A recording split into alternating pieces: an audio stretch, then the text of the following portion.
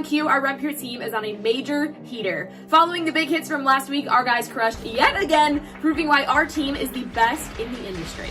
Big T led the way, winning over $167K on FanDuel and DraftKings MLB. Dunkel crushed NASCAR with a $100K shipper this weekend. Our Sunday NASCAR team crushes weekly, so subscribe to our YouTube channel today and set your alerts so you don't miss JJ, Keg, and Coop weekly on our free shows. Hoop added to the heater, shipping for $100K on MLB. You can catch Hoop regularly on our daily Swing for the Fences show on YouTube for his rich parents' plays. Our guys have not been the only ones winning during this heater. Our members benefit from our premium content, including core plays in all major sports. If you haven't signed up yet, what are you waiting for? Once again, our NBA Showdown show led to a member print fest with RPS logos dominating the leaderboards. Just Your Daddy turned $26 into $5K. J-Rex 777 won $6,600 and T Robbers 6 shipped for over $20K. Finally, NFL Best Ball is in full swing over on Underdog, and you can get a deposit match up to $100 by using the promo code RUNPURE. That is it for this week, guys. Make sure you head on over to our YouTube channel to check out our best ball content, as Simon and Snyder were joined by Josh Larkey this past week to jump into a best ball mania draft. Until next time, keep running pure. Summer is here.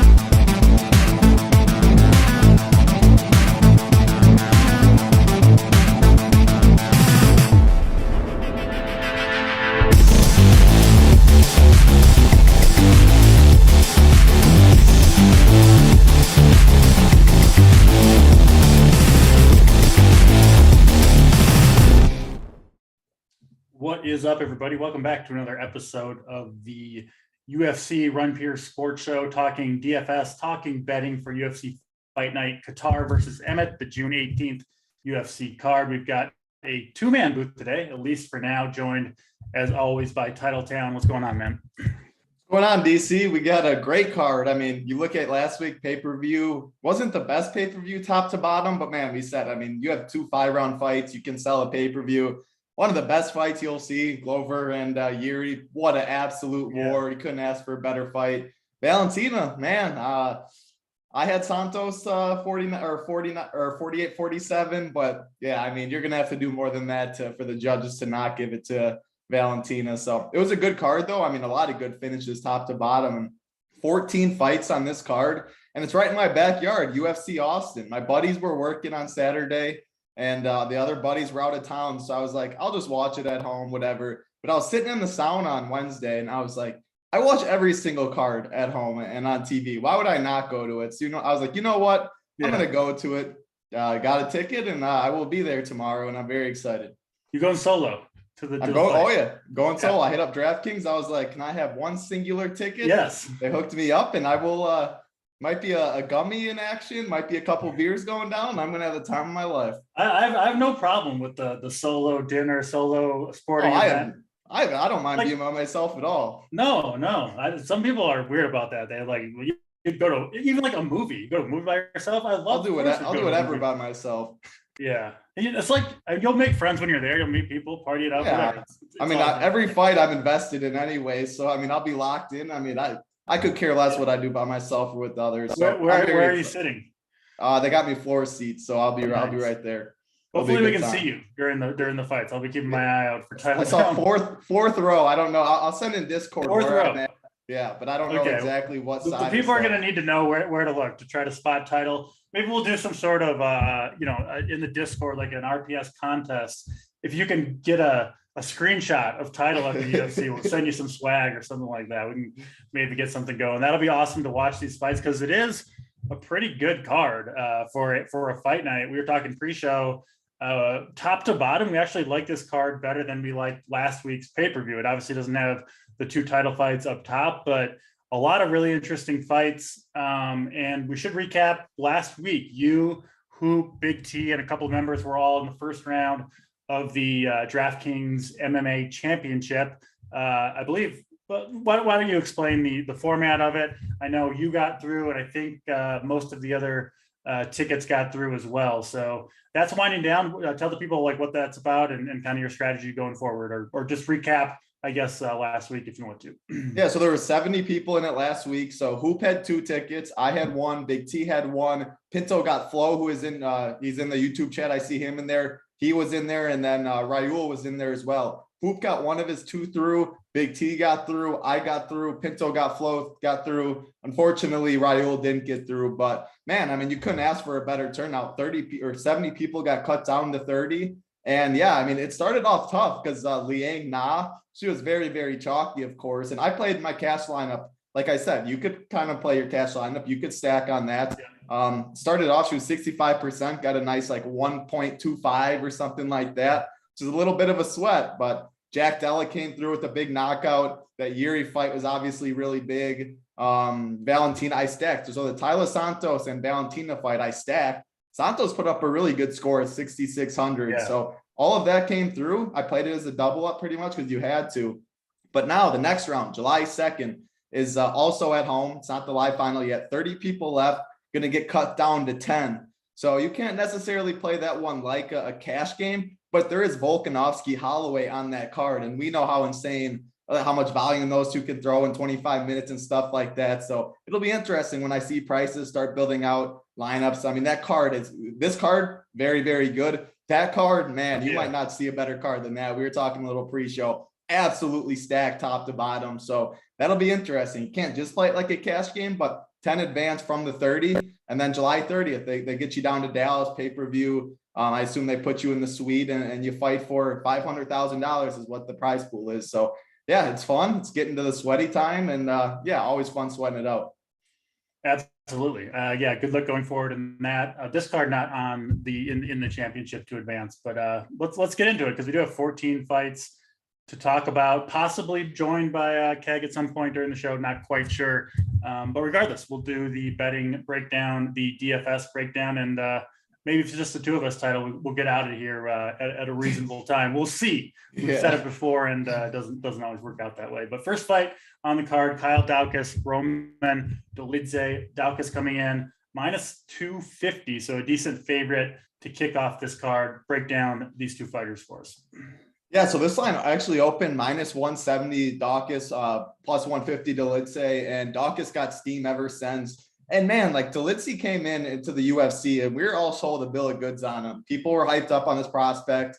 He was 9-0 he was 6-0 coming into the UFC. He's been 3-1 since in the UFC, but all 3 of his wins are against guys that are now cut from the promotion. And he hasn't looked impressive in any of those wins, really. He had one finished win, but outside of that, they're just decisions. He's supposed to have pretty good grappling when he gets it to the mat. He is more submission over position, but he loses position all the time. On the feet, he doesn't throw a lot of volume. He has power when he connects, but you got to do more than just throw a couple strikes here and there in the UFC to do it. And also, he gasses as the fight goes on. He has like 2 rounds of cardio pretty much. Then he just slows down. That is not a good recipe against Kyle Dalkist, who, man, I've been impressed with Dalkist. Obviously, his brother, Chris Dalkist, as well. The fighting's just in their blood, but you look at what he did, the Kevin Holland fight, obviously it was overturned. It was a no contest because of the clash of heads, but he was looking good in that fight. Brendan Allen fight, he was looking good in that fight. He's a submission guy. Out of his 11 wins, 9 have come by submission, but he is more than just a guy that needs to get on the mat. I think his striking is better than Delitze's. I think he's going to throw more volume. I think he's going to break him with his cardio. I think he is the better grappler. If it hits the mat too, I think he'll win the positions. At the end of the day, one guy has 15 minutes of cardio that I trust and will push a pace, and the other guy could be tired when it comes to the second round. So I definitely agree with the line movement on this one. It's 8,700 Dalkist, 7,500 Delitze. I'm off the Delitze train. If I'm playing 150 like I always do, I might have a little bit just in case, but Dalkist for me all day. The problem is we get to this card and we're going to talk about it. We have so many favorites that are minus 200 and above on this card.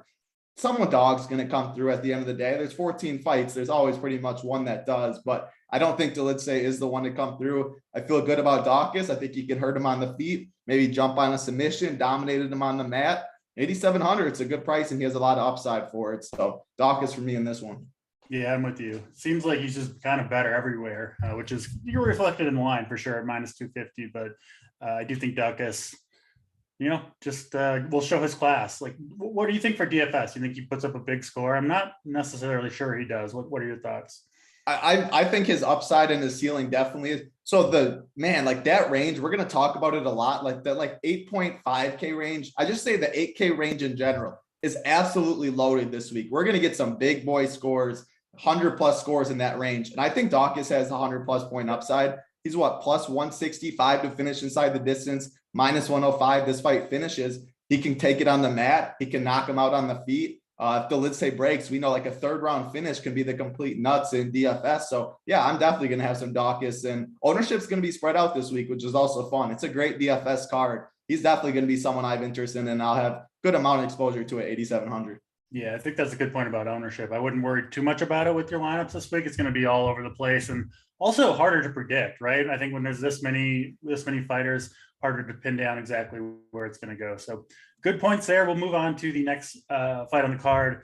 Another minus 250 favorite. These first 2 fights lined almost exactly the same at the moment, at least. Philip Hawes minus 250 to 270 against Nguyen.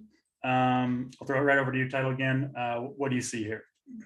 So this is there's always the running joke in Discord and stuff about Big T. When I say in the playbook, like Big T, yes. And what that means is you look at each of the fighters and you just know like who's going to win this fight. That's what Big T likes. You look at them both, you're like, this dude is not losing to this dude. This is a Big T, yes, fight at the end of the day. Nguyen is the smallest 185er you're going to see. He is 5'6". 5'6". And the dude, like, I mean, he kind of struggles making this weight. Like, he's a little chubby. He's all this. He's DC's boy. He's Cormier's boy. He's a wrestler. He's been a wrestler. He's a wrestler. That's all he does.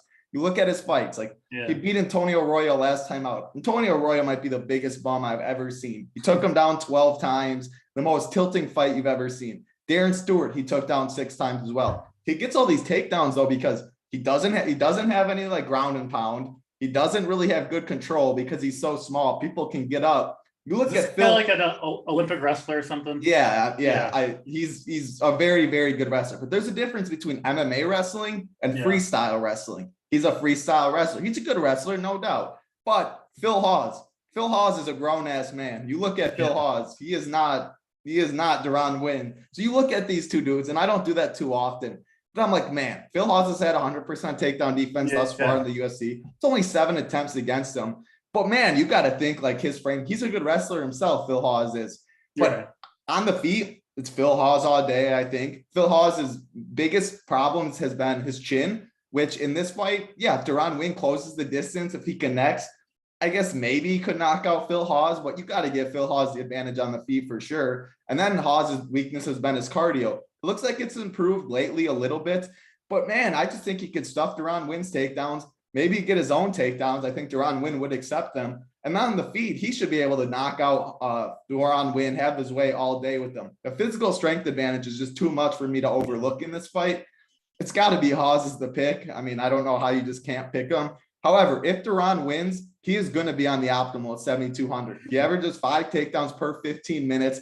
If he gets a couple, you know what I mean? Like, he's just going to keep rinse and repeating. It's going to be a boring fight if he does. But this is what I got to say. We've seen the judges. Like last week, Jacob Malkoun against Brendan Allen. What did he have? 8 takedowns, decent amount of control time. They just have not been rewarding. The judges have been takedowns, control time with no damage being afflicted. I don't think Nguyen's going to do too much damage to him. So this just has Phil Hawes written has Phil Hawes written all over it. And Big T, like, this will take him 1 second to pick this fight, because just look at the two guys, and that's all you got to say. It's always good to be on the side of Big T right now on the DFS street. So is Nguyen the type he throws like looping hooks to like try to close the distance? Not as much as you think, like the big exaggerated ones, but I mean, like, in close, like Phil Hawes' chin is not good. He has some pop, but at the end of the day, I mean, Phil Hawes is going to make him pay when he closes the distance. You got to think. I think Phil Hawes gets him out of there. Yeah, I'll be jumping on that train with you, and hopefully Boss T will be joining us as well. If he doesn't, then I'm never saying anything about Big T again, because this is the opposite of what he always does. It's a lot of pressure on Big T. Now he can't go the other way even if he wants to. The thing is, he's on a golf trip, and it probably will take him like 5 minutes to do his UFC lineup. So I don't even know if if what I'll see in the playbook. Yeah, fair enough. Let's go to the next fight. Big favorite on this card, Cody Stamen, -1, 550-ish. Line's kind of all over the board, but that looks like about the average against Eddie Weinland. Obviously, two veterans of the UFC here. Both guys coming off of 2 losses for Weinland, 3 losses for Cody Stamen. Obviously, pretty good fighters there. Huge line there, though, here, title. Obviously, it's going to be popular in DFS as this big of a favorite, but talk about these two fighters. I was a little surprised the line was this wide when I looked at it. I mean, Weinland's 37 years old. He's well past his prime. He's been fighting for a long time. He's a stand-up guy at the end of the day, but I mean, the line opened at -275, 235, and now look at where the line is. Cody Stamen, he has fought absolute killers his past couple of fights. I mean, he got Syed Nurmagomedov, then he got, let me pull it up quick. Then he got Murad Dvalishvili, then he got Jimmy Rivera, Brian Keller in there, Song Yadong, Aljo. Like, he has been fed everybody. He's 19-5. The dude's a wrestler at the end of the day as well. He's a good wrestler. He does have control when he does get it on the mat. And man, like, on the feet, it'll be competitive. Like, there's no way it's a -500 fight when this fight's on the feet. You think he just takes him down at will? I maybe not at will. Like, Weinland's takedown defense has actually been pretty solid in the UFC, but Stamen's relentless with it. He is a very good wrestler. When it's on the mat, I do think he does control it. So I do think he gets multiple takedowns in this fight. He does control it. Maybe the ground and pound, he starts breaking Weinland and stuff. And man, like, even on the feet, like, I don't think Weinland knocks out Cody Stamen. So, like, I can't get there at 6,700. Sometimes you just look at the line. You see the easy path with takedowns and stuff. Yeah. And I think that's how Stamen does. This is a huge step down in competition. The UFC wants to get him a win is how I'm looking at this fight, from where his opponents were and to what it is now today. I'm with you for DFS. I don't think I really want to go for Weinland, but I wouldn't lay the -550, I don't think, on Cody Stamen. I mean, you're paying for takedowns at will at that price point, basically, right? Which I don't know. It seems a little wide, but I guess DFS wise, you're not going to fade this one. Stamen, if he wins, right, it's going to be a lot of control time, probably a lot of ground and pound. And he's not going to be as high owned as you think too, which I put in the playbook, because he's 9,500. And this 8K range is absolutely loaded. And dogs are tough to come by with all these big dogs on the card. Like, it's kind of gross going down cheap. So he's going to be way lower than people think. Do you think there's anything to like, the one worry with Stamen here would be that he just, like, wouldn't follow the correct game plan, right? And, like, wouldn't predict. But I don't think so. 3 losses in a row, it's like, okay, I got to get a win. And he knows what he is too at the end. Yeah. Some people, I would be shocked. I definitely expect him to shoot. Okay, then yeah, I guess that kind of justifies the line in some way too. So yeah, 2 for 2 on Stamen here. We'll go to the women's division. Maria Oliveira and Gloria De Paula. This is often the case. Unimpressive records. Oliveira is 12-5. De Paula 6-4. That is De Paula coming in as another pretty big favorite on this card. You mentioned it earlier, title, but man, a lot of just big favorites and obviously big underdogs as well. De Paula -260 to -270. Talk about these two for us. Yeah, I mean, another, like, you're looking at this card and you see Gloria De Paula is this big of a favorite, and you look at her record and she's 6-4. It's like, wow, what is this Oliveira chick doing, like, in the UFC? Like, how bad can this girl be? And I mean, we've only seen her once in the UFC against Tabitha Ricci. She got taken down pretty much at will. She lost a unanimous decision. She just doesn't look UFC ready to me. Whereas Gloria De Paula, whereas she is 6-4, at least she's fought UFC caliber people, Genyun Fry, Cheyenne Vlismis, Diana Belbita. Like, she's been there against decent people. Her striking, I think, is solid. Her takedowns, I think she'll be able to get takedowns at any point. I think the control time, she should be able to control her. At the end of the day, I look at this as Gloria De Paula is better than Oliveira pretty much wherever this fight goes. She's 9K.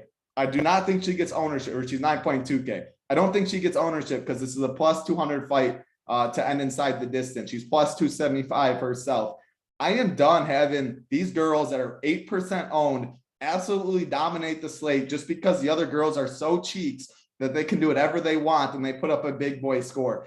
I'm going to play Gloria De Paula because she's going to be really low owned. Oliveira should not be in the UFC. I think Gloria Paula can knock her out on the feet, maybe. I think she can take her down, control her, damage her that way, maybe get a finish. It's a really low-owned fight, but I'm going to get some Gloria Paula myself just because Oliveira is not good, I don't think. You're going to get whipsawed here. That's the term where the season-long fantasy baseball players use when you ride out all the bad weeks, and then you drop the player and they go off, and then you pick them back up. Yeah. And they sit and they suck for you again. Yep. This is where you're tired of getting burned by these bum girls. I am. I see it every now week. You're jumping on board, Yep. and now your fighter's gonna like get upset and like not show up. Probably. That's how it goes. I wouldn't be surprised one bit, but hey, at least I have some drinks in me if that's the case. You've changed your mode. You're putting your stock in the 6-4 girl. Are you sure you want to do that title? Yeah, because when she's 9% owned, okay, look at it. She's 6-4, and you look at the odds. What is that? Has to tell you something, right? And like, I think she's better than her record. Like, she has fought at least UFC competition. The other girl, I just think is awful. Plus 275 to finish. If you're giving me 8% owned, she does have the path to takedowns. She does have path for top control. She's the better striker. Man, I think she gets her out of there, DC. I really do. I'll join you on a few teams, and I'll be rooting to Paula. You're already overweight on a few teams already, right there. Maybe like a 20% play for me. Yeah. But I'm not basing my night on the 6-4 women's MMA fighter on this card. So that's that fight. We'll move on to the next one on the card: Danny Chavez and Ricardo Ramos. Again, another big favorite here. Ramos sitting around -300. Talk about this one for us, and man. Like you said, differentiating between all these sizable, -200 to -300 favorites, gonna be tough on this card. Yeah, that's what I'm saying. You just keep looking at it, and you're gonna have to pick some dogs at the end of the day. But this fight, I just don't have as much interest in for DFS. I do like to try and fade a fight in 20 entry below when it comes to it. I think this fight mainly does stay on the feet with Ramos and Chavez. I lean Ramos at the end of the day, though. He has the 9-year. He's 9 years younger, which I do like. He's been impressive to me as of late. I mean, his striking, he has a 5-inch reach advantage in this fight. He's the longer fighter. Chavez is dangerous early. He throws some pretty nice calf kicks. He has power on the feet, but he slows down as the fight goes on. Whereas Ramos, maybe he mixes in the takedowns. I think he could have a little success there, but I think it mainly plays out on the feet. And I think his volume advantage is going to take over and win minutes. I think his jab's going to give Chavez problems. I just think he stays in Chavez's face and wears on him, wins minutes in this fight. I'm going to say Chavez is tough enough to survive and go the distance. He's never been knocked out in his career. And what, at the end of the day, Ramos 9,300. You need finishes at that point. Would I rather play a Gloria Paula or would I rather play a Ramos? At the end of the day, I'm going to pick Gloria Paula because I know they're both going to be low owned at the end of the day. I wanted to fade one of them. I think Danny Chavez is better than Oliveira at the end of the day. So Ramos is going to be a fade for me, I think, in 20 entry and below. And so is Danny Chavez. I hope it's Ramos by decision. Mainly this fight stays on the feet. And we're going to see a lot of big scores where a 15-minute on the feet decision is not going to be on the optimal. Right. So I don't have too much interest in this fight, but these guys are going to be throwing leather. It's going to be, I'll be holding my breath when it goes on, but you can't play everyone. Yeah, I think it's safe to say you'd be surprised if the optimal doesn't have all 6 fighters over 100. I think pretty much, unless we get like a 7K fighter getting like that 80 that opens up all the big scores. Right. But most likely, you're gonna need 6 because the mid range is stacked too. It's gonna be a big scoring night for sure. And obviously, the more fights you have, the odds of needing 6 Correct. high scores, they go up a lot with each fight that you add to it. So it's important to realize the size of the card when you're making those lineups. We'll finally get to a closely lined fight here. Court McGee and Jeremiah Wells. Basically a toss-up here, close enough. Court McGee maybe -120 or so. These fighters are priced like it. 8,200 and 8K, I believe, are their price tags. It'll be interesting title to see. Do most people, take? Because here, just in theory, you got a 50% chance, obviously, of getting the right fighter, more or less. Do more people take a shot on one of these guys, 2 closely lined fights and then go big favorites, or do they try to get one of the big cheap underdogs, the $6,900, $6,700 players? So What are your thoughts on that in terms of ownership, and then obviously break down the fight as well? I think more people do live in the mid-range because there's multiple mid-range fights, and you just feel like people feel better about it. I think taking a fighter that they feel is like a coin that's flip, plus right? 105 instead of plus 200. Yeah, you definitely feel better. And especially like we're talking Cody Stamen is the highest price fighter. Ricardo Ramos is the second highest price. Gloria Paula is the third highest price. Like none of them are going to get too much ownership. I think people are going to live in the high 8Ks, and you can work with the mid, like low 8Ks, high 7K range. So I think that range is going to be higher owned. Man, this is a really tough fight. It is the closest price fight on the card. Jeremiah Wells open minus 175, Court McGee plus 150. And now Court McGee's sitting at a minus 125 favorite on DraftKings, whereas Wells is plus 105. This fight's really tough. I really do like Jeremiah Wells. I've been a fan of him. He came in the UFC on short notice against Warley Alves and looked really good. He was Paul Felder's training partner. He throws very unorthodox on the feet, but man, this guy has pop for sure at the end of his shots. Black belt and BJJ, when he gets it on the mat, he's pretty dangerous. He's 10-2, 4 wins by KO, 4 by submission. Talk about grown-ass man. This dude is grown for sure. He is absolutely ripped. He's going against Court McGee, though, who, man, you know, Court McGee was probably on those tapes you were watching back in the day with Joe Lauzon, Cerrone, Miller, like all that. He's been around forever. 21-10 in the UFC. He's only been knocked out once, though. Jeremiah Wells, what does he do? He hits like a truck. He can hurt you on the feet. He can knock you out, but he can slow as the fight goes on. Court McGee, even though he is 37 years old, his cardio has never been a concern for me. He looked pretty much career best. One of the best I've seen him look last fight against Ramiz Brahimaj. He just talked about he's felt just so good. I was all over Ramiz. That hurts to bring up that fight. Definitely costing me a good chunk, but I was impressed. Always fading the old guys, Title. Huh? Always fading the old guys. It worked out last week, barely. But no, the thing is, Wells is 35 too. Like McGee, like you would think is like 7 years older, but at the end of the case, at the end of the day, it's not.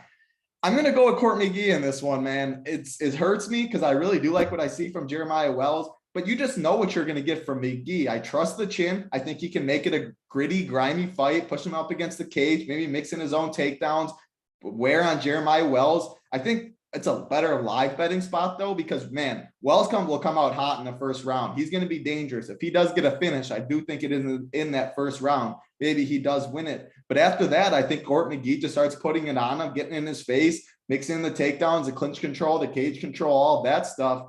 And I think his chin survives the spot. And I think he breaks Jeremiah Wells and probably wins the decision. So he is going to be my pick. It's a really, really tough one though for me. But he just looked so good to me last fight. And maybe it's because he costed me a lot of money, but I got to put some stock into that. So Court McGee by decision is what I'm saying. Sometimes you can just see it in a fighter that they just feel good. They look good. The interviews, I was going to say his post-fight interview, he was talking. And you believe them, right? It doesn't necessarily mean that they're going to win their next fight, but knowing for sure that a fighter is entering the octagon healthy, right? He had drug problems. He had all that stuff. He changed his life. Yeah, all of that stuff. Like everybody goes through stuff, everybody does, especially like, kind of the mid-level fighters. They just like the true champions, right? You just kind of know. Yeah. But even like a John Jones, like he could come in, but his talent obviously just wins out. But I like that with Court McGee. It sounds like this is more of a bet on your side on McGee than against Wells. Correct. 100%. I like both these. I really like Wells. And you normally feel better about that type of take or bet, right? Where you actually like one of the fighters, not just fading the other. For sure. So I like that call with Court McGee. I'll be on the Court McGee train with you. Next fight on the card, I'm gonna butcher this name. Jasmine Juzasavicius is not right. Vicious? Yeah. Anyway, Jazz Vicious is we'll call her Jasmine from here on out. Impressive UFC debut. Dominated Kay Hansen, right? I think that's correct for her. Will fight UFC newcomer Natalia Silva. She is Jasmine, the minus 250 favorite. She's another fighter where I've seen some headlines about her training. I don't know if you read the article. I didn't actually read the article. I just saw the headline on Twitter. I have to admit it. But it basically says is new to MMA, right? She just kind of started at age 24, and I think the quote was, lives, breathes, and shits MMA. So, you love to see that. And she looked awesome in her first fight. So interested to hear your thoughts on Jasmine against Natalia Silva. But initial thoughts for me, I like what I'm hearing about Jasmine. Yeah, I'm with you. She started her UFC, her amateur debut was back in 2017. And her first, her pro fight, she started 2019 was her first pro fight. Won on Dana White's Contender Series. Then she beat Kay Hansen in her debut, which was a very impressive debut. Yeah. Her striking looks solid, and she has wrestling too. Like when she gets the fighters on her back foot, she's gonna shoot in for a takedown. I think she's a solid fighter at the end of the day. And I mean, she's minus 240, plus 250 to end inside the distance. So the books are saying the same thing. She opened up minus 260, so it got a little buyback. Thing with Natalia Silva is like, we just don't know too much about her at all. She is making her UFC debut. Her last fight was in December of 2019.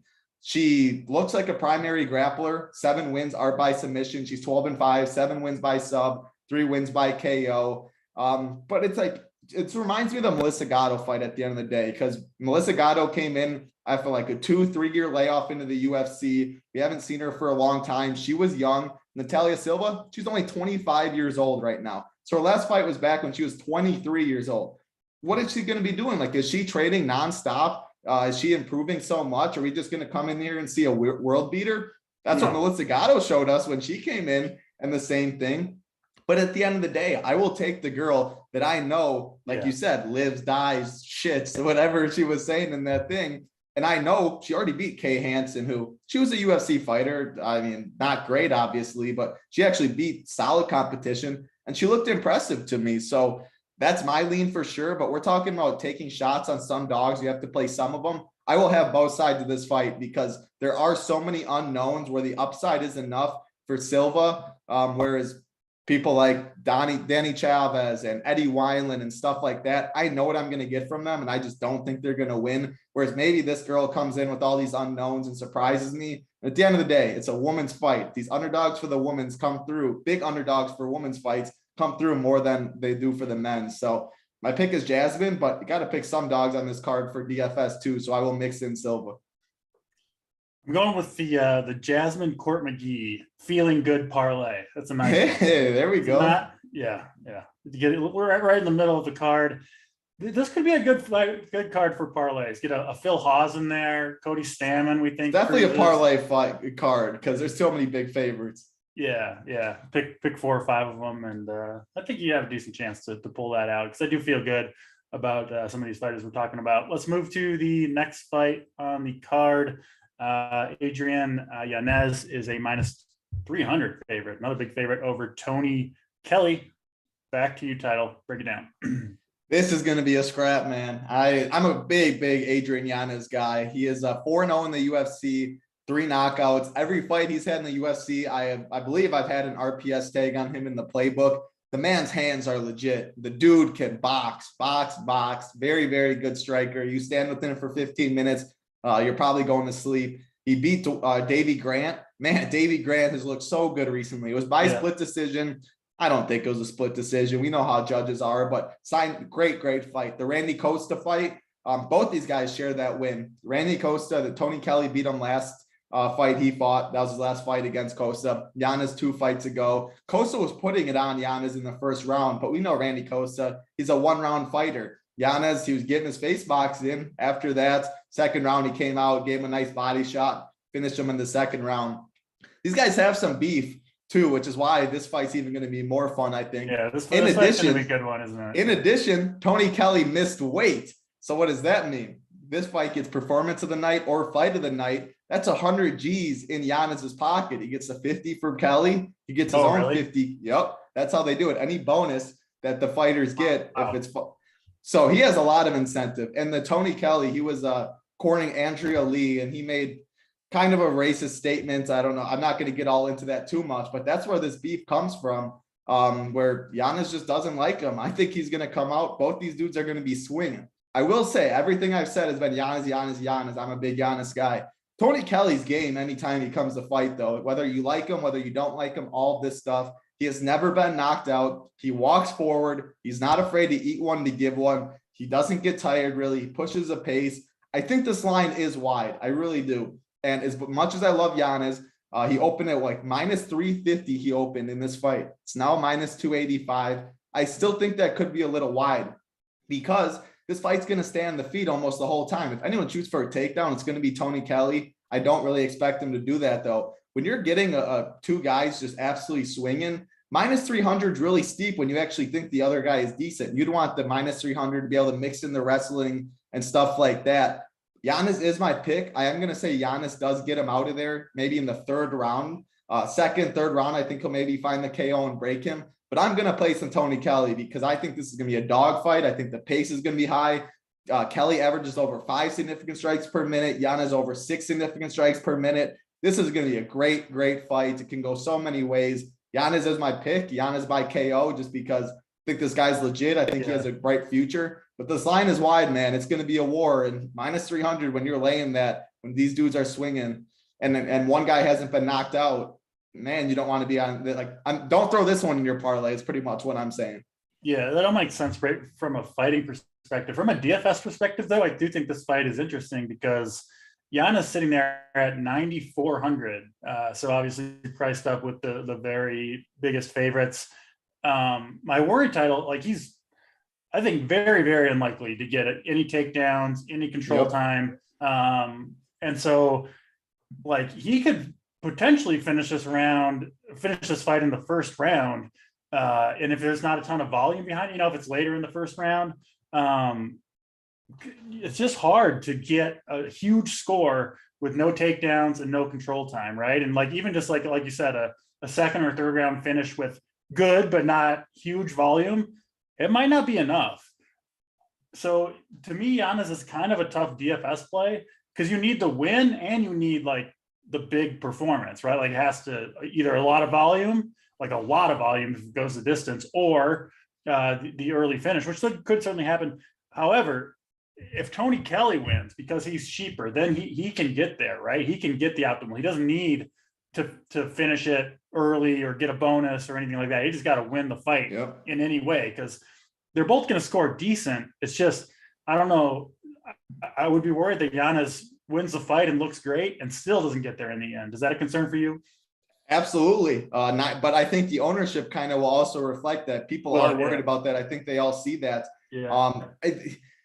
So he throws over 6 significant strikes per minute, which you like. The volume will be there. How he gets there, it has to be a finish. A decision obviously is. And a decision is, I would not be shocked if at the end of the day, Yanez wins a decision. Kelly's never been knocked out. However, even if he finishes this fight in the third round, that could mean 150 significant strikes. That could mean a couple knockdowns. That still could be enough. But at the end of the day, there are other people in the top tier that I like a Phil Hawes for a price difference. You're giving me 800 price difference for Dalkist and all that stuff. I'm taking those people over Yanez just because like you said, there's so many other outs you have with the price. But because I do love Yanez so much, like I said, I've been all over Yanez. I think he does get the KO at the end of the day. I will probably end up overweight if he comes in 23% owned, which I think that's a logical guess and somewhere around there. If he's 30% owned, I would be underweight. But very, very, like you said, I mean, he could win this fight and not be optimal. I would not be surprised one bit. Yeah, I'm probably going to fade Yanez and DFS. Take some Kelly. It's going to be a great fight. Yeah. Really looking forward to the fight. I do think Yanez wins, but from a DFS perspective, I just think that price tag on this specific card is a little bit prohibitive for me. Next fight on the card is Gregory Rodriguez minus 180 favorite over Julian Marquez. Back to you, Title. What do you see here? Man, so this fight, finally we get a fight that's not over minus 200. And this is the fight where I'm like, this fight I think should be over minus 200 for Gregory Rodriguez. What I think is holding it back is the dude just has no IQ in the ring, or in the octagon, which you really hate to see because he's an 8-time national BJJ champion, is Gregory Rodriguez. But he doesn't really shoot for takedowns. When he shoots for takedowns, it's after he starts getting pieced up on the feet or he eats a power shot. Then he'll go to the mat. Then he'll take you down, and then he'll control you. He has a very good, when he takes your back, he gets in the body triangle. He is very good. You look at Julian Marquez, he has shown nothing on the ground. His takedown defense isn't great. Maki Pitolo, who is now cut from the UFC, took Marquez down 5 times, controlled him for over 9 minutes, and then ended up losing the 3rd round because he was so out of gas. But almost all of those were in the first 2 rounds. If Maki Pitolo can do that to you, Gregory Rodriguez can definitely all day get a takedown, absolutely dominate you on the mat, probably find a submission or ground and pound at the end of the day. If this fight stays standing, I still do lean Gregory Rodriguez. The dude hits like a truck for sure. He is very muscular himself. But Julian Marquez's best attribute is his chin. Like, the dude just has a brick wall for a face, and he doesn't really get knocked out. He does throw some power shots himself. So if they're trading back and forth, Gregory Rodriguez has been knocked out twice. I'm more concerned with his chin than Marquez. So I think that's why this price is minus 175, because if it's on the feet, probably is about that. At the end of the day, though, I hope Gregory Rodriguez comes in with some sort of a game plan. He does mix in takedowns. He has mixed in takedowns his last 3 fights. And when he does, he has had at least 2 takedowns his past 3 fights. And when he does, I just think it's Gregory Rodriguez all day on the mat. So I'm going with Rodriguez in this one. Minus 170, like, I might throw him in a parlay at the end of the day, because you do get more value than a minus 265 Hawes and stuff like that. I think Rodriguez does get it done. Looks like, I'm looking at you, I think you're leaning Marquez. Yeah. Well, I think the worst people to bet on in MMA, like if you labeled people that you thought had low fight IQ and just blindly bet against that list of people every time they fought, I bet you'd end up pretty good, right? Because who's at the top of the divisions for the most part? People who have pretty good fight IQs. It's just for sure, because the physical skills can come and go, and but the fight IQ, you can't. It's hard to fix. This is like one of those fights where, you know, if you're on Rodriguez, it's like you wish you had like a video game controller to be like, shoot takedown. Yeah. But you can't control him. He gets to make his own decisions, and he's got a long history of making bad ones. It makes me feel better that he has at least 2 in his past 3 fights. But again, like, he waits after the first round. He waits till he gets clocked. Like, I totally hear you. I just don't think Marquez. Is very it's good. It's not a strong take from me, but you know more about these fighters than I do. And as soon as I trust your analysis of the fighters, and when you say this guy has no fight IQ, I say, okay, that's a guy that I want to bet against, especially when he's a favorite, right? It makes sense to bet on a talented fighter with low fight IQ when they're an underdog, because if they just fight smart, then they could beat someone technically better than them. When they're a favorite, different story for me. So I'll probably lean some Marquez. DFS wise, title 7,700 for Marquez. If Marquez gets there, what is it? KO probably, right? I think KO. Yeah. This fight's minus 225 to end inside the distance, which is tied for the most likely to finish on the card. Yeah, Marquez could be interesting at 7,700. He gets that KO. He's probably gonna get there in the end. So I might have some exposure there in DFS. Let's get to the main card, cruising right along here. Damar Ismagulov and Guram Kattar. I don't know if I got that right. Close enough. Call him Guram. Guram. We'll go with Guram. Ismagulov is a minus 170 favorite. What do you see here, title, kicking off the main card? Yeah, man, this is a high-level fight that could be boring to watch because neither guy throws a ton of volume. They both have good records. You look at Damir, he is 23-1, 4-0 in the UFC. He's only lost once, which is things you really do love to see when you're backing someone. He's only a minus 170 favorite. Where you look at Guram, he's 12-2. He's only 1-0 in the UFC, but that win was against, it was a split decision win against Mateus Gamrot. And Gamrot is a stud. He gave Gamrot his first and only loss so far. And Gamrot's fighting next week against Arman Sarukian in a 5-round main event. He has rattled off 3 wins since, all by finishes. He's training with Jorge Masvidal, Dustin Poirier, all of them. So that win, I thought he lost it, but still a split decision win is good enough when you're fighting someone like that in your UFC debut. Very, very impressive. He has a ton of power on the feet. He trains with Khamzat Chimaev, another thing you absolutely love to see when you get a dog. They're very, very close. And just the physical strength of Chimaev, those guys in the gym every single day are things you love to see. We haven't seen him fight, though, for quite some time. Damir, we haven't seen fight for 11 months, whereas Guram, we haven't seen fight for 1 year and 6 months. Damir, at the end of the day, like on the feet, I think Damir will throw the more volume. He is defensively sound. Guram can catch him at any time. He has the power to put anyone out, but Damir is just more well-rounded at the end of the day. He's 23-1 for a reason. He can mix in the takedowns. He can control you for a little bit. For DFS wise, 8,400, 7,800, fights plus 140 to end inside the distance. I do think we see a decision in this fight because you look at Damir, he just doesn't put himself in very bad situations. He did get dropped early his last fight in the first round. After that, he fought smart. He mixed in the takedowns. He got control time. I think we see something similar in this fight because he doesn't want to take shots from Guram, otherwise it's going to be a problem. And I think Damir will mix in the takedowns. I think he'll win the minutes on the feet with the striking. If he can stay safe, I think he wins this fight. But Damir, he has shown to slow down a little bit when it gets to the third round, whereas Guram has good power and it carries all the way through 3 rounds, and his cardio is pretty good. So I got to go with the 23-1 fighter. He has shown me a lot. He's 4-0 in the UFC. He finds a way to get it done. He has more paths to victory with mixing in the takedowns. But I'm going to be, like I said in the playbook. This fight's an easy fade. Just say it. Easy fade here, title. Thing is, bro, like when they're both so skilled, like they can both find a finish, right? Maybe. I don't know. So what I said in the playbook was, I'm confident in a lot of these other fights. I don't want this one fight beating me regardless how it goes. So I'm going to take the easy way out and be close to the field with both. Yeah, okay.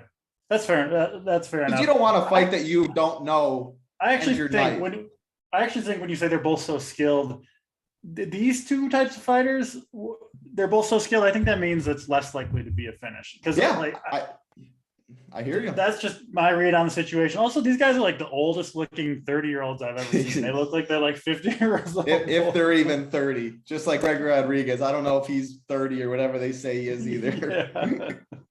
This guy's name's like the Georgian Viking, and he looks like he's like 65 and he's 30 years old. So yeah, I don't know. I'm gonna fade that one. I'll just 14 fight card. I mean, whatever. I hear you. The pace is going to be lower compared to a lot of these fights. The pace will definitely be lower. Yeah, I think so too. So that one's a fade for me. I have no problem with the Ismagulov pick, but I'm not going to be there for DFS. Next fight, much more interesting, I think. Albert Derive and Joaquin Buckley. We know Buckley's got the big power, but kind of questionable everything else in my opinion. And you do see him pretty big dog here, sitting around plus 200 or so. So break this one down for us, title. This should be a good scrap. I'm definitely excited for this one. We talked about poor cage IQ when it comes to it. Well, I have to say that about Albert Derive because he came into the UFC. This is going to be a second walk to the UFC octagon. I was very high on this guy. I still am very high on this guy because when he gets the fight to the mat, he is a Russian wrestler. When he gets the fight to the mat, GG, this man is position, whether he grabs the submission, he has 9 of those, whether it's ground and pound. This dude is nasty once it hits the mat for sure. However, you look at it, his UFC debut against Roman Kopylov, only a striker at the end of the day. He didn't shoot for 1 takedown in the first round. It took him till the second round when he got dropped. His eyes started swelling up. He took a big shot to then realize, oh, I might want to go wrestle. He took him down and absolutely dominated him. He got in mount. He was just pounding away at the guy and beat him up bad. He didn't finish it. That did end up going to decision. He did win a unanimous decision. But it took him that whole time to realize until he got hurt bad and his eyes started swelling. Man, maybe I should go to my strengths. He only got 1 takedown the whole fight. Yeah, and that 1 takedown, though, he controlled it. What was it, 3 minutes? He controlled that round and he beat the brakes off of him in those 3 minutes or whatever since he got that one. He did get that fight. Then the third round, he wasn't able to he was gassed too, which is a problem. After that, they gave him 6:30 of control time, but I bet some of that was when he was just kind of holding on to him. Yeah. So it was like 3 minutes. He did all his damage in those 3 minutes is kind of what he was beating them bad in those 3 minutes. When it was on the mat, where he goes, you look at this fight on the feet, Buckley, grown-ass man. I mean, he's known for probably the best KO of all time against Info with that spinning a back kick. But like, man, on the feet, you don't want to stand at feet and on the range with him. You got to expect him to know, though, because what do you look at? In the Contender Series, he got the dude out in 3 minutes, 29 seconds. He shot for a takedown right away and just absolutely dominated the guy. Listen, he got some sense knocked into him with that blow. I hope, but like, what if we see it this fight? And then but he's had the sense his whole career, right? Kind of judging on his. Well, he has an awful chin, which is the problem. 15-3, all 3 losses by knockout. Ramazan Ameev, you remember the dude that Jack? I'm with you though. You're gonna mess around with Buckley, right? You on the hope other not. side, like Derive is my pick. I mean, I was so high on him coming in, like there's no way I can fade him in this spot when he has one clear path. I think he gets it to the mat. He dominates them. This dude's a stud when it hits the mat. We love our wrestlers. We love guys like that. So that's the hope. And the line is reflecting that. But you know what? You got to bring up the poor IQ when you see it in those fights. And man, it gives you a little like what if he doesn't go for that takedown early? What if he stands for a whole round against Buckley? What's going to happen? But you're on the same page as me, though. At the end of the day, Derive, he's my boy. I'm definitely going to go with him. I think he's going to be a stud for a long time. And you just got to hope he comes in with a good game plan. If he stands with Buckley too long, I'll plug in my PlayStation and see if I can, warp in there. I'll be yelling at him from the 4th row. Take down. Yeah. You got to coach some of these guys up, Title. I hope I'm by where they walk out so I can like say something quick. Tell them the game plan. Let them know some strengths and weaknesses. You've watched all the tape. You can't trust their corners. You got to let them know. No, some of them are clueless. Yeah, and I got to be riding with Titletown on this card as well. If you're going to be at the fights, that's definitely an advantage. There's just no question about it. So I'm gonna try to be on your side for most of these. Sounds like we are. Let's get to the final 3 fights of this card. 3 fun fights in one way or another, at least in my opinion. 2 longtime UFC veterans, actually 6 longtime UFC veterans to finish this card off. Kevin Holland, Tim Means, the first of the fights. Holland, we know about the striking. He's been very flashy fighter, right? Really high ups, some low points as well, but has looked pretty damn good in general over these last couple of years. He's a -300 favorite over Tim Means, who's got a lot of fights on his record. I think he's 37, 38 years old. Holland, I think rightly or at least not surprisingly, a -300 favorite. What do you see here? Yeah, I mean, I think the odds are pretty much right. What I love about this is, I mean, the fight's at 170, and a lot of Holland's career, he fought at 185 when he clearly was not a 185er. 170 is where he belongs. Then he gets a skinny dude, right? Yeah. Tall, skinny, and his frame is so much better for 170. In this fight, he has a 6-inch reach advantage, which is because he's down at 170. He's a good striker. That jab is good. He throws with power on the feet. What has been his biggest problem? Takedown defense and being content off of his back. But who has he had that problem against? Marvin Vettori, Derek Brunson. Yeah, the two of the better wrestlers at 185 that you'll see, way bigger than him as well. Vettori just ragdolled him, man. Oh yeah, I mean Brunson kind of did the same. I mean, look at those two. What Vettori's fighting Robert Whitaker. Vettori's a beast at that. Yeah. Well, like if he gets a chance, he'll ragdoll anybody. That wasn't really a surprise, right? Yeah, not a surprise at all. And then Derek, I know Brunson was the underdog against him. I think Vettori might have been a small favorite, but either way, I know we were both, I mean, all over those two against Holland, that one. But what has Holland done since those fights? Man, he is training that takedown defense. He is going in grappling tournaments. Like he is really well-rounding his game. And I think we see a career best Kevin Holland going forward. And you go look at his opponent in this one, Tim Means. Man, like you look at Tim Means, what do I think of? Grit. Like that's the word I would describe Tim Means. He's good striker. He's solid. He's way better in the clinch. He can throw some elbows, but he's been around for so long. Like you said, he's 38 years old, 32-12. He's been in so many wars. He's taken so much damage. You can tell that chin is starting to go. He gets hurt in a lot of these fights. And you're going against Kevin Holland, who I think this fight's going to stay on the feet. If anyone shoots for a takedown, I think it will be Kevin Holland. I think he has a way better grappling where he could give Tim Means problems on the mat. Maybe he just does come in here and show like, oh, my grappling, my wrestling, and all that. I think that's a possibility. I think Holland definitely has a finish in mind. You know what I mean? Like, yeah. And just how he is, big mouth, like that. Dude. Yeah. Fighting an old guy, you know, on the main card, on a good card. Yeah. I think we'll see, like you said, I think we'll see a good Kevin Holland here, and I think he finishes him in his home state of Texas too. Yeah. Like he probably has family in there in the building. Oh, so I'm with you. And Tim Means, his chin, like I said, like when you get older, the chin gets harder. It cracks more. How does Tim Means even win this fight?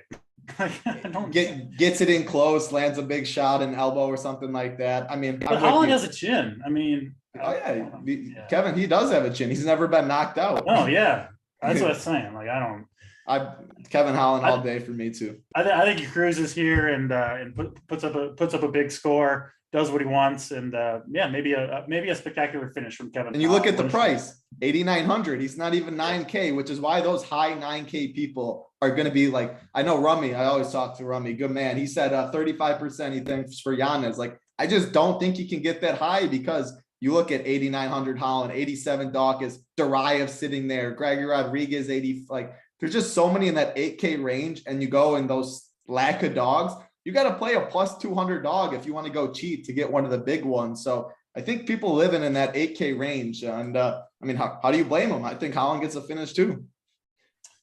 Yeah, let's go Kevin Holland. Next fight on the card is this fight was supposed to happen back in, I think, May. Donald Cerrone, Joe Lauzon, obviously two very, very, very long time UFC veterans. I was on Lauzon when that fight was supposed to happen. I remain there. It is Cerrone, though, who is still the favorite, minus 170. I can't remember which side you were on for this one title. I think you might have been on Cerrone. Hopefully you've come to your senses if you were and backed my guy Joe Lauzon. But talk about it, and then I've got some thoughts as well. So go ahead. I was on violence. I was on the unders. Yeah, okay. I was on all that, but my pick was Cerrone. And this if Cerrone wins that fight, if they actually fight, it's not canceled 1 minute after lock, and Cerrone wins even with the 70. I split with one other person. That was the big 250. I get 150 G's in my pocket, and that fight cost me. I had to stone nuts. So I'm cheering for Lauzon big time in this fight.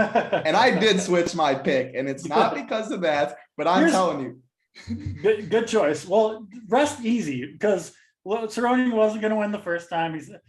You got to be cheering big for Lauzon, because if Cerrone wins, then you're like, yes, I should have that monny. Yeah, I mean, I obviously apples and oranges, all that stuff. But yeah, I would be lying if I said in the back of my head. Of course, man. Yeah, because then when you're at 150, that'd be my biggest win. Regardless, though, yeah, I mean, so at the end of the day, this fight is at 155. I think that benefits Lauzon. Now Cerrone cut weight for that. He had an illness. I read like bad tacos the night before or something, which even tilts me even more. The taco stand dude or whatever just screwed me.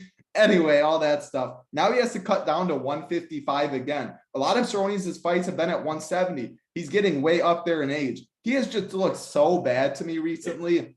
He's 39 years old. He is what? 5-1 in his last 6 fights. Yes, of course, you look at some of those names, McGregor, Gaethje, Ferguson. Of course, he wasn't competitive in all those fights at the end of the day. The Alex Morono fight, he came in as a pretty good size favorite, got starched in the first round. The dude just has so much, like, he's always been known for loving to do stuff outside of the octagon. He loves the ATV, hands out with Dan Bilzerian all the time, shooting guns. Like, he just loves doing other stuff. You think his head's really in it at 39 years old? That was my argument last time too, was I think Joe Lauzon is like just kind of like a MMA grinder lifer, like in the gym. He owns his own Lauzon MMA. He owns his That's own what I'm saying. He's not necessarily fighting, but he's like, this is like what he does. And so this fight can happen kind of any time for him, right? Whereas Cerrone kind of seemed like, what is he talking about? His kid seeing him fight. He's making movies right now too, like Rummy was saying. And right. So he's got to build up, to maybe his retirement fight. His kid gets to watch him. He has to pull out, which is still like a little bit suspicious with bad. Definitely suspicious. The day did he not want to fight? Like, so either like he didn't want to fight then. In that case, you definitely want to be on Lauzon here because he's not going to want to fight now. Yeah. Or he was ready. And then he did actually get sick and couldn't fight, which is obviously a possibility. But is he going to be able to like ramp it back up right after? I don't think so. Even if he was ready to fight then, which is a question mark in and of itself. Like you said, he's been. I mean, I just think Lauzon is going to have. And I don't think Lauzon's good by any means. Like, I don't think. No, me neither. But I he's think good for one round. Yeah, I think he finishes this one early. That's the bet for me. Lauzon round. in the first. Yep. And because if it gets out of there, if it gets to the third, Lauzon's gas tank awful. Cerrone has had good cardio in his career. The thing is, Cerrone has like all the money in the world. Like that, he fought Conor McGregor. He was on he's got all of his paydays. He's done, like, he's doing this movie right now where he's getting all the money. Like, I'm looking into all that same stuff as you. And I was like, A, did he just not want to fight that day? Or B, was he actually sick? And if so, that cut down to 155 again in that short of a time. Either way is bad news for Cerrone. Yeah, exactly. So I'm with you. I switched. I'm surprised that Cerrone is the favorite here.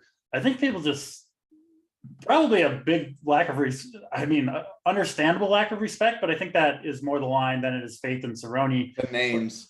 Yeah, but I think Joe Lauzon wins this fight. I actually think he should be favored. So I'll have some scratch there. A lot of Lauzon and DFS, and I do think he gets the first round finish here. Makes sense. We know he goes hard in the first round. Doesn't have a lot of gas tank, and then Cerrone, we got a lot of question marks about where he's coming in mentally for this fight.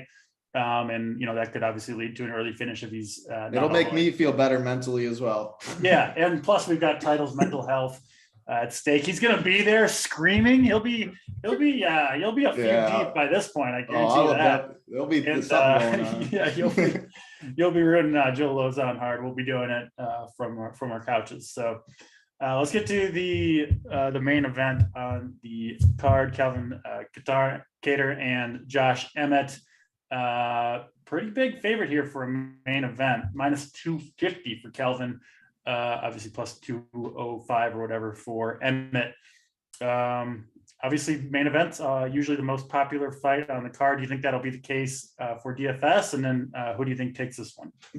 I do. I think Kattar will probably come in as the highest owned fighter on the card. Man, he just so this fight opened at minus 170 Kattar, plus 145 Emmett, and he's got steam ever since. And I think a lot of that has to do with he looked career best last fight against Giga, where even after that beatdown he took. I was gonna say he got a life-changing beating put on him from Max Holloway. Well, should have been life-changing, but it was life-changing in the other way for him. Yeah, life-changing in a good way because he took so much time off and he gave was so crazy. He gave Giga pretty much that same beating. Obviously, the numbers don't say it with the 445 significant strikes and all that, but the damage-wise and all that, he beat the brakes off of Giga as a big dog. I was over Giga. Everyone was riding the Giga scene. He beat the brakes off of him. That jab of Calvin Kattar, very, very good. His pace that he puts on, his cardio, all of that, very, very good. He's going to be the minute winner in this fight for sure. He has a 5-inch height advantage, a 2-inch reach advantage in this fight. It is the bigger cage, which we are the octagons, which we didn't talk about earlier, but there is more movement for these fighters. The thing about Josh Emmett, though, and why you can never count this guy out, he is probably the pound for pound hardest hitter in the world. Maybe Francis Ngannou. Yeah, he's heavyweight, of course, but this dude, last 7 fights, he's had a knockdown in all of those fights. The dude drops his opponent every single time. He connects, whether it's a big right hand, whether it's a check left hook, whatever it is, he just lands big boy shots. However, Calvin Kattar, he has never been dropped. He has never been knocked out. So what's going to break in this fight at the end of the day? I got to go with the guy that looked career best last fight that I know has a cardio of 25 minutes. He has fought. This is going to be his 4th 5-round fight, whereas Josh Emmett has had no 5-round fights in the UFC. He's only had 1 outside of the UFC. And you just got to hope that he survives, that he does not eat the big shot. And if he does, that he can get up, that you can trust his chin. I'm going to trust the guy that absorbed 445 significant strikes against Max Holloway and hope that his chin does survive like it did that night. Whereas Emmett's going to be one big shot. It's not going to be an accumulation that's going to keep adding up. Would I be surprised at the end of the day if Emmett knocks the lights out of Calvin Kattar? No, that's how much power this guy does have. But every single minute outside of that, Kattar's going to be winning. That jab's going to be right in his mouth. That uppercut, he's just going to be beating the brakes off of him. And how do I not bet against or back a guy that looked career best last fight? So I think the price is right. I think there was value that when the line did open at minus 175, now now you don't really bet it. You either pick finish or you pick decision. I lean decision. I think I do lean decision in this one. But I think it is priced appropriately. It's about a coin flip to finish, a coin flip to go to decision. Either way, though, even in a 25-minute decision, Calvin Kattar with his volume, he can still be on the optimal at 8,800. So it's a good fight, though. It really is. Emmett is always dangerous. Will make this fight fun. Yeah. You're never, the fight's never over if Emmett's still standing and has any gas tank left with just the power that he has. But I do agree with you. I do think Kattar just puts the volume on him, right? Outstrikes him. It's going to be Emmett trying to land the big shot. That usually doesn't happen for most fighters, but Emmett, it is a little bit different. He does seem to find the chin. And when he does, it's like he couldn't be any more different than Max Holloway, right? Who's just piling up the volume, but doesn't really have power. I mean, he just doesn't. And Emmett's just trying to land the big shot, but it carries for 25 minutes. Like even if he lost the first 4 rounds, like he's not like first round, second round or bust. Like, he can knock you out in the 5th round, which is what makes him so dangerous. Yeah, I will say Emmett, the best line I see is plus 205 for him to win this. FanDuel does have him to win by KO, which I really think is essentially his only path to victory. Emmett's at plus 470, so well over double the odds to get up you at KO instead of just to win outright. So if you do want to get some scratch on Emmett for that big shot, I would be surprised if Emmett won a decision or a submission, wouldn't you? I mean, I just 100%. I think it's KO or bust. Take over double the odds there at plus 470 if you want to go on the Emmett side. I'll probably take a little taste of that myself because I'll be a lot of Kattar and DFS will have plenty of exposure that way. That'll do it. All 14 fights, a tidy hour and 5 minutes today. Missing our boy Keg. We'll get him back in here next week, but that'll do it for us. Hit that like, hit that subscribe on your way out. If you're a baseball fan, I'll be back, if you're a member at least, here in a few hours. We do have the free baseball show coming up in an hour and a half. NBA finals are over. Title. It's kind of baseball, UFC season. We've got golf, of course. But yeah, the sports world goes on. There's plenty of things to gamble on. As always, join us over at Run Pure Sports if you're interested. I think you'll like what you see. That'll do it for the MMA show. He's Title. I'm DC, and we'll check you next time. Good luck, everybody.